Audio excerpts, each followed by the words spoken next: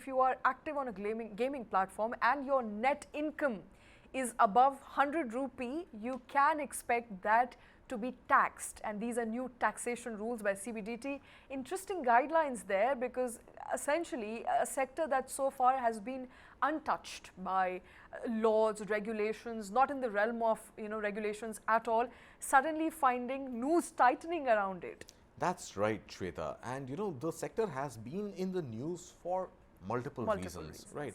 Of course, during cricket times, we have seen even IPL, which is ongoing right now, betting companies have come under scanner, and there is always this fairly well-defined line between luck-based gaming and skill-based gaming, right? And luck-based gaming has been seen more akin to gambling, which is illegal on the soils of India, whereas skill-based gaming is seen as more of esports, and seen more akin with, let's say, an off-computer skill-based exercise that you undertake. So that comes under the broader gamut of sports rather than online games. But yeah, so whatever said and done, broadly, the gaming industry, and also the third reason being that many of these gaming companies are run through intermediaries, not directly by the gaming company, which may be registered outside the shores of India, and then transactions, etc., have been murky. But broadly, yeah, I think the guidelines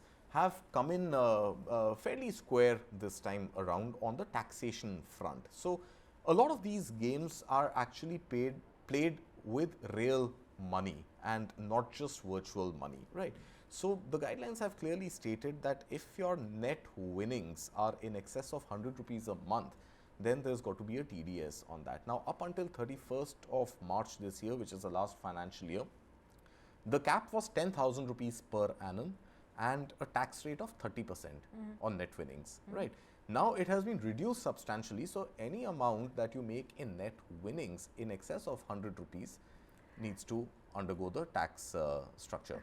Now, how does this entire industry work? Let's say how does it work for CBDT to calculate taxes on the N number of transactions that will happen? That's right. So that is going to be complex, but see, as long as there is real money at play, there is an entry point and an exit point for that money, right? So what happens if you and I are on a gaming platform, let's say competing against each other on a game, you end up winning 500 rupees of me. But the next time we play together, I end up winning 400 rupees of you.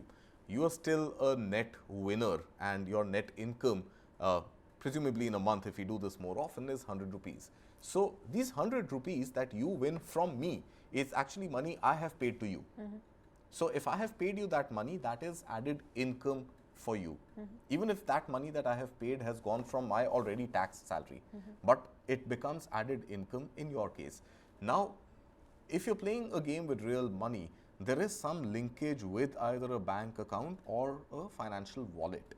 So if there is a wallet linked to the platform or the intermediary on which you're playing that game, that wallet to get infused with funds or for funds to exit will have an entry or exit point.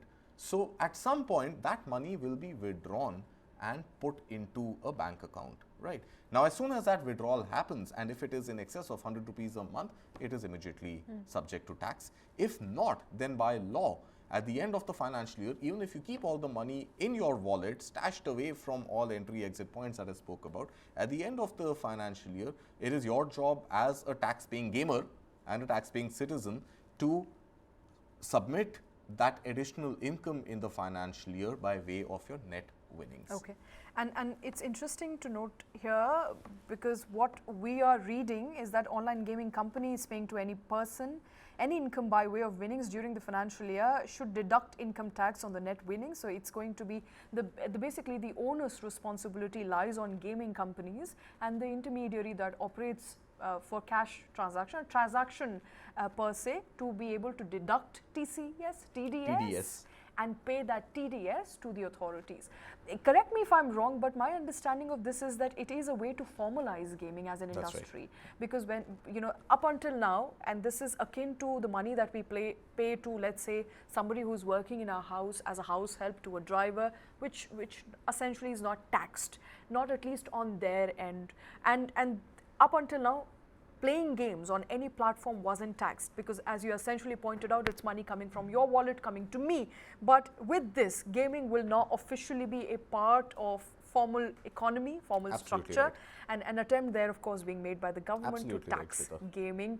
Interesting developments there coming in as far as gaming sector is concerned. Remember, a lot of developments, in fact, in gaming, from where the companies are situated to how much they locally keep your data, to now what sort of money you win, you lose on a gaming platform. All of that is now being formalized. Big developments there.